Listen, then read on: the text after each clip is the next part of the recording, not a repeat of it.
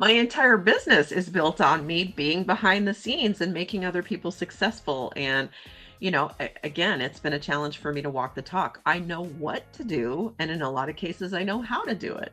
So it's taking, I don't even want to say discipline. I don't think it's discipline. It's more conviction that I know that I have more to offer. And if I'm holding back, I'm not allowing someone who needs what I have to see that it's available to them.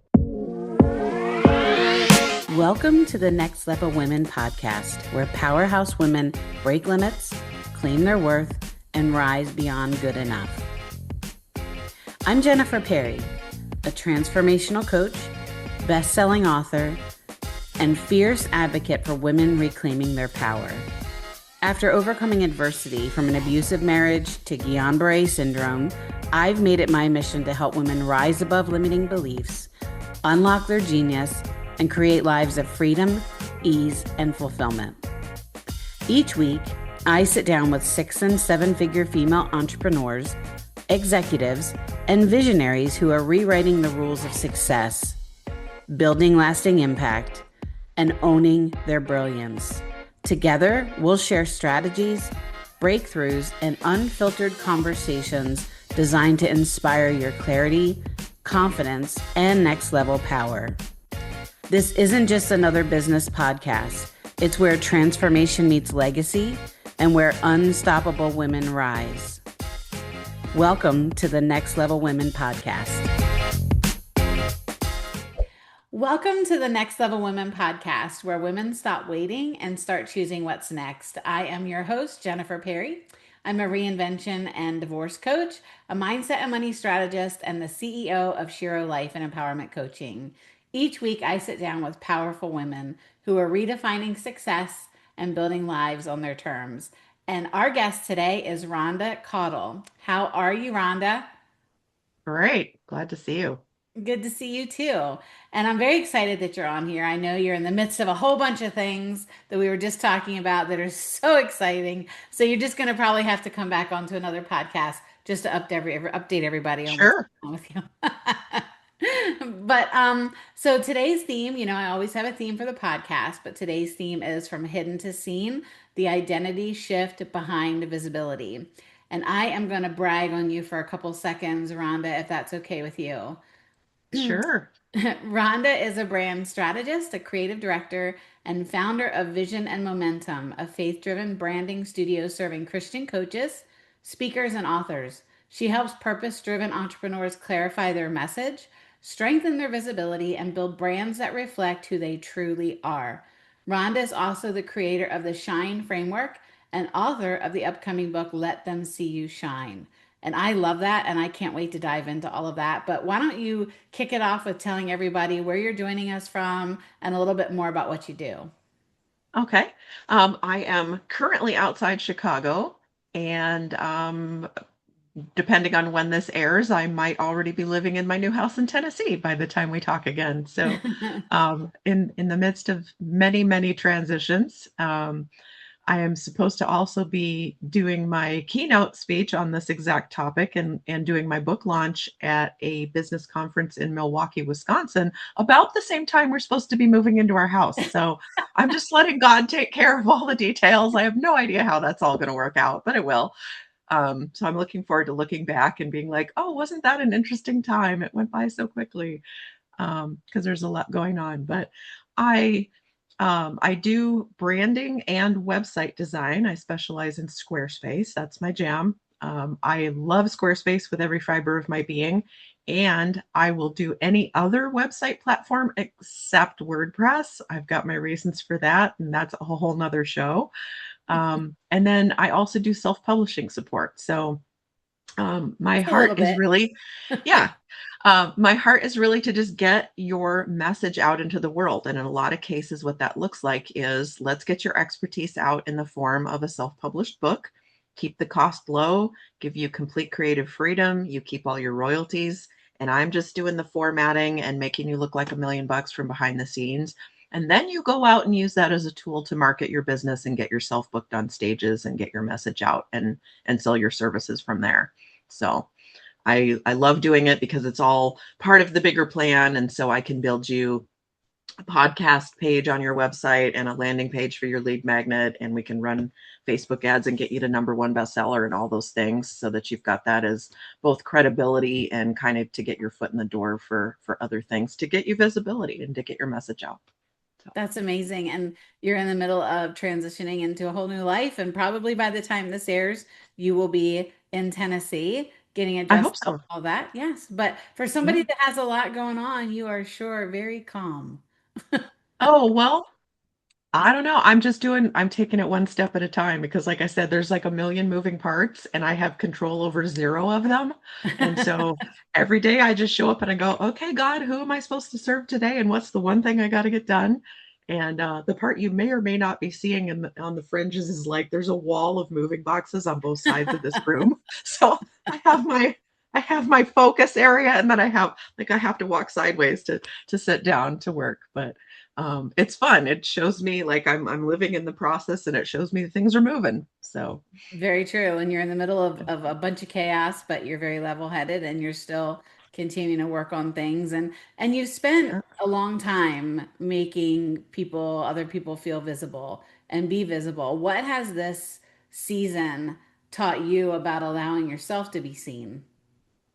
That's the whole point of this. It's kind of funny that I'm writing a book because the book is unwritten. The ending is unwritten, and God is still working on me literally daily. Little bits of gold are dropping into my lap through other conversations or a Bible study or something I watched on YouTube from an evangelist or something. And it's just, I'm on the right track. I need to be walking the talk. And so it's a constant challenge that I've given myself to become more visible because I am too comfortable staying behind the scenes. And that's, the gist of my talk is about why that is the case. And that was that I grew up in a family where you were told to be quiet and be obedient and to not take up too much space and to not be too loud and to not have opinions about things. And then I married someone that kind of continued that type of environment. And, fast forward 25 years, I'm like, who am I? And what do I care about? Because nobody's listened to that for so long. I've just stopped even putting any mental power into having opinions about anything. And it's time for me to reclaim it. And I'm trying to live that out and be an example to other people that God didn't give us our gifts and our dreams and all of the things inside of us to keep them hidden. And you hear that in so many different ways in so many parables in the Bible. It's like, I want to be the city on the hill. I want to be a light to somebody else. I want to shine and help other people see that their gifts have always been there. And if they're not using them, it's not too late. And let's get really clear on what they are because it's so much more fulfilling when you're giving and giving and giving. You're not depleting yourself as quickly if you're really working from your zone of genius and staying in your gifts. It fills me up as much as it benefits other people when I'm really living in that space. So Was there a moment that was like an aha moment where you kind of realized that staying hidden was no longer aligned with who you wanted to be? Um, just a million little moments, really. I tell a story in my talk about right after my divorce, like right when I was getting settled into an apartment by myself. Now, I have a 4-year degree from art college in interior design, and I had a whole 20 some year career in Portland, Oregon doing that before we got relocated and other things. And yet, at 47 years old, I found myself standing in a furniture store, unable to choose between two equally beige sofas that were the two cheapest things on the floor. And the guy saying, "Well, which one do you like?" And it was like an out of body experience in that moment. I'm searching inside my own brain, going, nah, there's nothing there. I'm like in this big empty dome. And I literally had no opinion. I had nothing. And I'm like, wow, I have stuffed myself down into a little box and kept quiet for so long. My own brain doesn't even remember what it's like to be able to say what I think. And Mm. that was a really sobering moment. And it wasn't about the sofa. I don't even remember how they were different. And by the end of the day, I picked one and had it delivered, but and I left it behind when I moved out from that house. It was just one of those transitional things. It didn't matter. The Mhm. decision itself didn't matter. The fact that I couldn't make a decision because I wasn't used to anybody caring what my opinion was really impactful. And I'm like, "Mm, never again." So Do you, what you kind of talked about what it was in your life, but what do you see in women and the people that you serve that are kind of keeping them behind the curtain? Is it, again, do you think, or what you see, is it because they've had very similar experiences that you've had where life has kind of shaped them that way, or they felt that nobody was interested in what they had to say? Or what do you notice when you're working I with hope people? not. I hope not too many people say, "Oh yeah, I had those exact same experiences."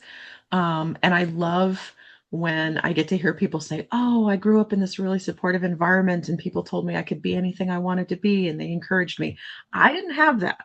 So I've become who I am in spite of that because I saw that there could be something different from me. But I also see it seems to be a really universal experience, especially women and especially women our age. It maybe was a generational thing with our upbringing because I definitely got all of the limiting beliefs that I have, I got from my mother for sure.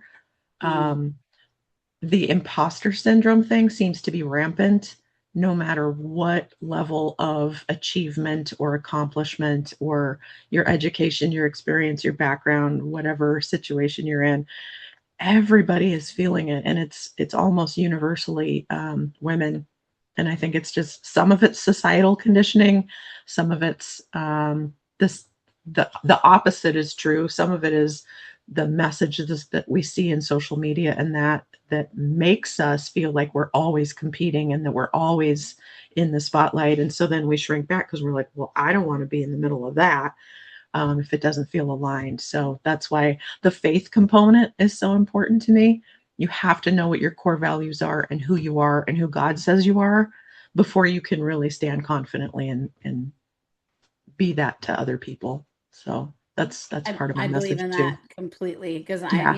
I feel like there's so many things in my own life like I was just on another interview earlier today and I shouldn't be here. If you look back at my Mhm. life journey, I just shouldn't be here. On many times I should have been just checked out, like I should have been gone, but I knew that God was using me to serve other people. And out of all the things and the challenges that I faced, I knew that there was a higher calling, and I just had to Mhm. figure out who that was. And in some of those cases I had to not live in this highlight reel of life and just be extremely vulnerable, which is very difficult, especially for women, to kind of let Yeah. people into the messy middle, or the messy beginning, middle, and after that's there. And you help women find visibility and find out who they are and live authentically and represent themselves. What do you think women misunderstand the most about that?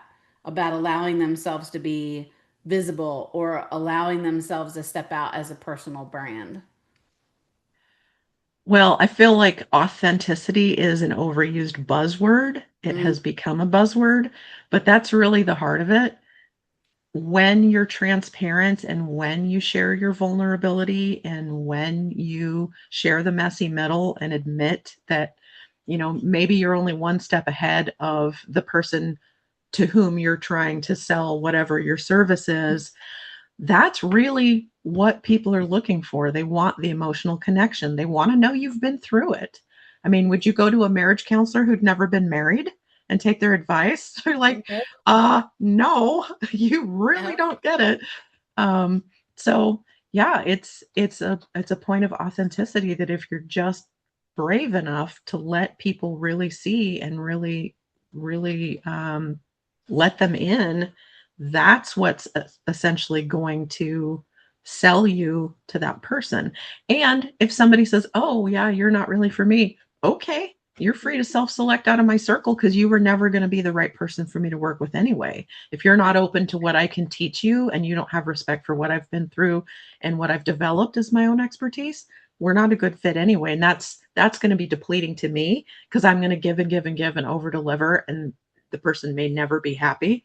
So, and I'm certainly not inviting any more of that in. That's what I grew up with. So, Well, and goes into my next question for you is why do emotional safety and identity matter just as much as strategy does when growing a business or actually just growing a platform?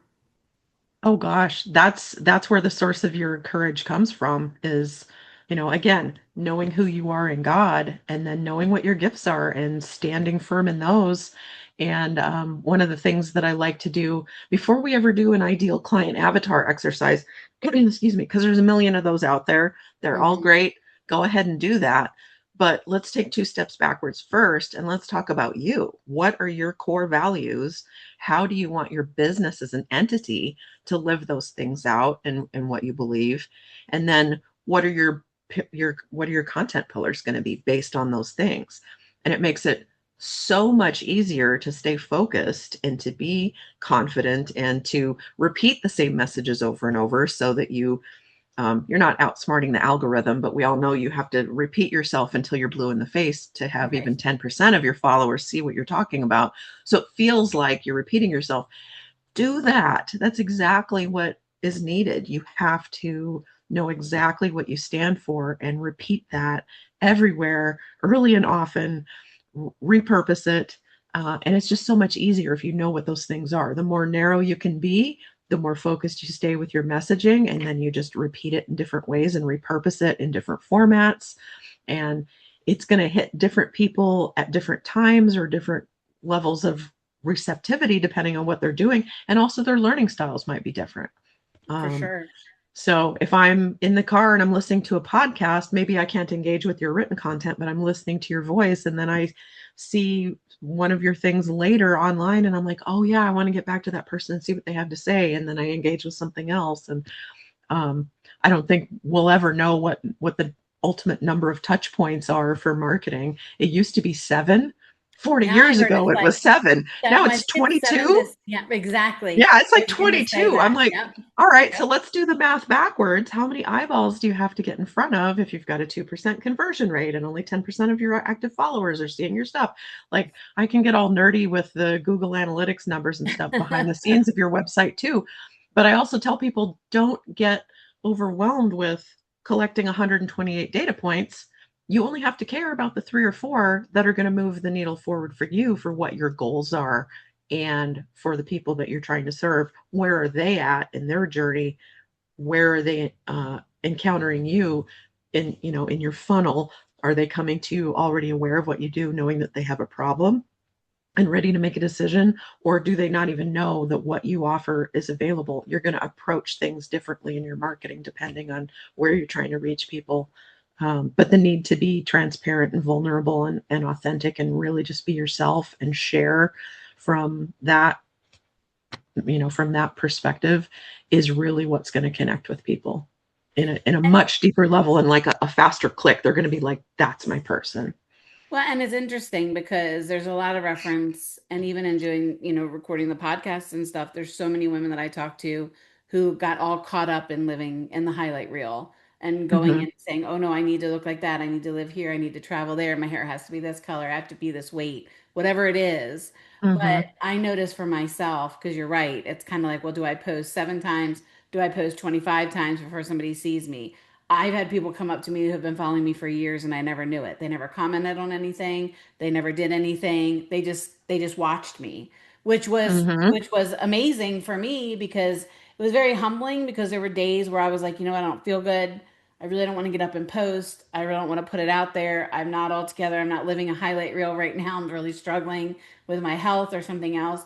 And I just post me. I just post my authenticity, what I'm going through. Exactly. And that is where like people gravitate to the messy middle because they can find themselves in it, or they at least feel like you can relate to them on a certain level. Exactly.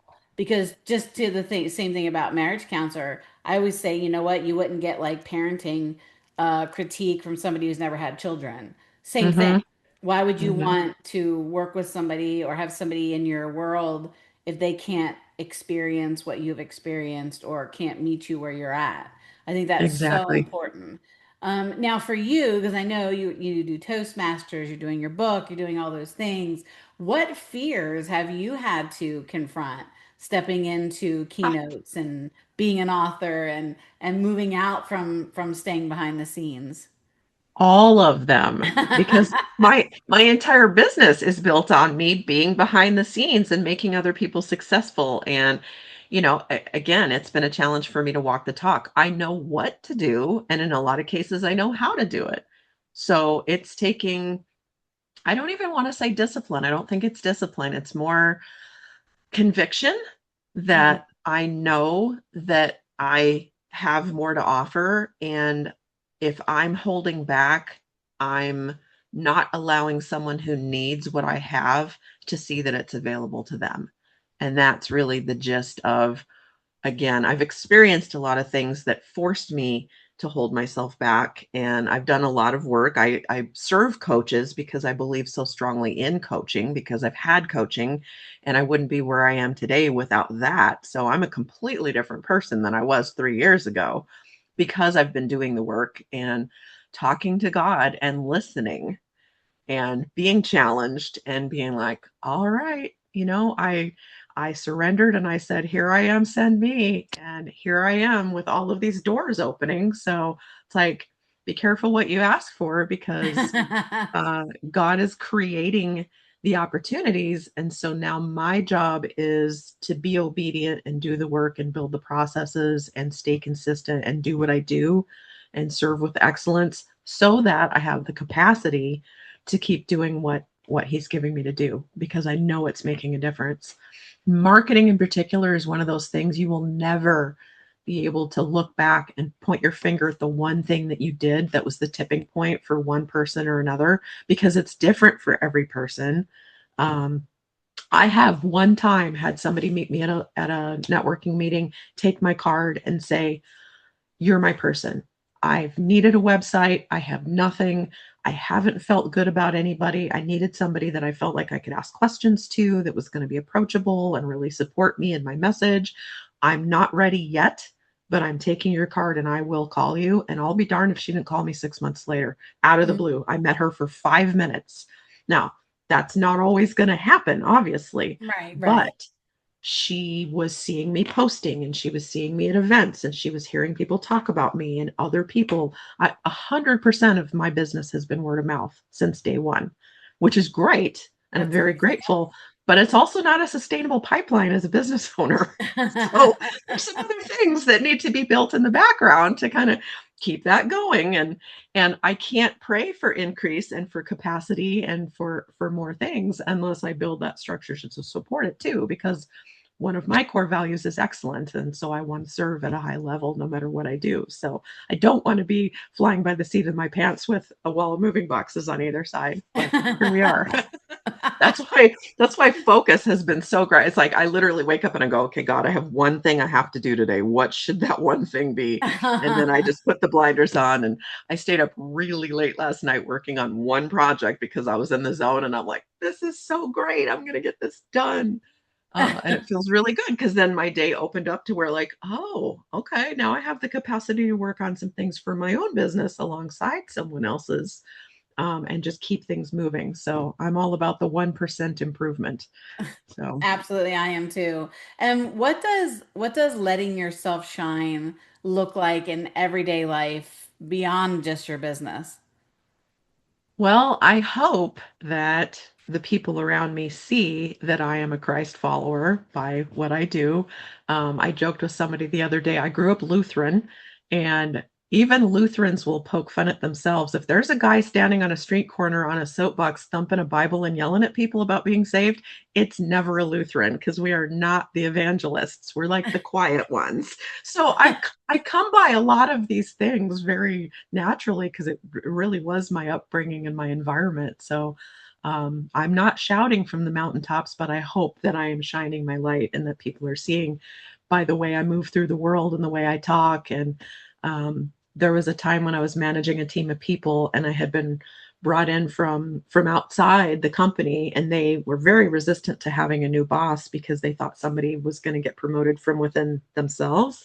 Mm. And they were doing what they could to undermine me and to just not fall into line for a while. And I was like, all right. And they started calling me Susie Sunshine because I was constantly saying, like, how can we solve this? Let's everybody, I want to hear from everybody. Let's come up with a solution together. There's always a better way. And they came to find out after a couple months of holding me at arm's length, like, that's really who I was as a person. I was not putting on. I wasn't Right. like doing it to win them over. I'm like, they started calling me Susie Sunshine kind of in a derogatory way. And then it actually became a real nickname that stuck because it's like, I'm always looking for the glass half full. I'm always looking Mm, for the the the better side of things. mm, And in fact, the minute that I got my cancer diagnosis, I stood there in the driveway and I didn't think to myself, oh, how am I going to get through it? I thought, okay, God, well, I don't know what the lesson is going to be here, but it's going to be interesting to see what you have in mind. I had no doubt I was going to get to the other side of it, and I had right. no doubt it was going to suck between here and there, but I would get there and that I would be able to look back and see what the lesson was.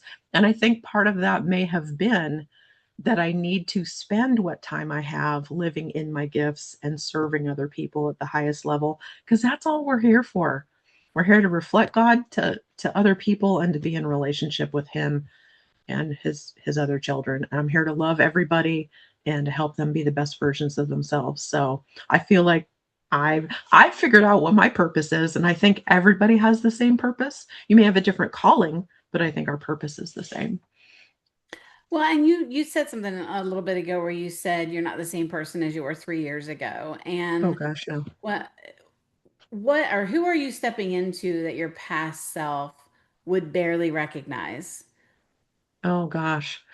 Being visible at all and saying what I think, specifically talking about business and faith together, because Mm, that's one of those things that for a long time was taboo, or, it seemed like you were just being crazy and being out there if you were talking about them all the time. And people were like, oh, this is a professional environment that doesn't belong here. Well, how does it not? Because that is so much a part of who I am. It's an integral part of who I am. You can't separate them. So if right. you're doing business with me, you're getting God too, because there's Right. no part of me that isn't going to be that person. I wasn't speaking about it openly the way that I do now, and I have also since really niched down to trying to serve specifically Christian businesses, not because I'm trying to exclude anybody else, but because that's who I have a heart to serve. And I feel like there's a dearth of people who do that. I don't know how many people like specialize in serving Christian businesses, but the more I talk about it, the more I'm finding. And I made a commitment to be active on LinkedIn starting in January of 2025, and I have, oh gosh, how many? Four. I'm going on about six times the number of followers that I had at the beginning of that year. And I committed to it because I had a friend that's like, you sell B2B, you should really be there. And I'm like, I don't really want to be on social media anyway. So, okay, I'll take your advice. And I went all in, and I told her she can use me, she can brag about me all she wants and say, I told you so publicly and often, because it's been great. And people come out of the woodwork and be like, oh, well, I definitely want to work with you because of the faith component and not the other way Sure. around.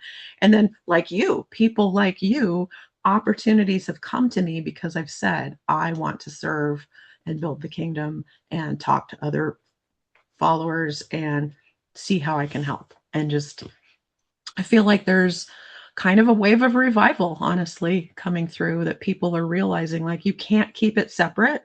And there's a lot of needs in this world. And some of what we have to offer is supporting other people emotionally and mentally and with faith, because there's some parts of that you can't explain with business statistics. Right. And, I think too, the world is just a really heavy place. It just Hmm. is. No matter where you go, it's very hard to find almost like a safe place to land, whether it's the way people talk to each other. I mean, I've been on social media for a while now, and started I guess my experience with it in Facebook when we moved to Georgia and things just so family could stay connected. That was really all I Yeah. needed. But, Yeah. even just in conversations anymore, it's like you can't I know when I post something, I know the people immediately who are going to be supportive of it. If it's I'm praying for my dad who had open heart surgery or praying for my recovery or whatever it is, I know the ones who are immediately going to come in and be supportive of it. But, I do see that there's so much conversation, and it's not always good conversation about just anything in general, Mhm. whether God is in the center of the conversation or not. There's just so much anger and hostility. Like people are just waiting to jump at each other. And I just, I mean, I think the world feels different. So It does. for me, I've always tried to shine my light. My dad was a Exactly. pastor, and for me, it's just you just live your life, and hopefully that radiates with somebody, and they can feel that you're doing it obviously, and God's love Yeah. is what it's calling you to do.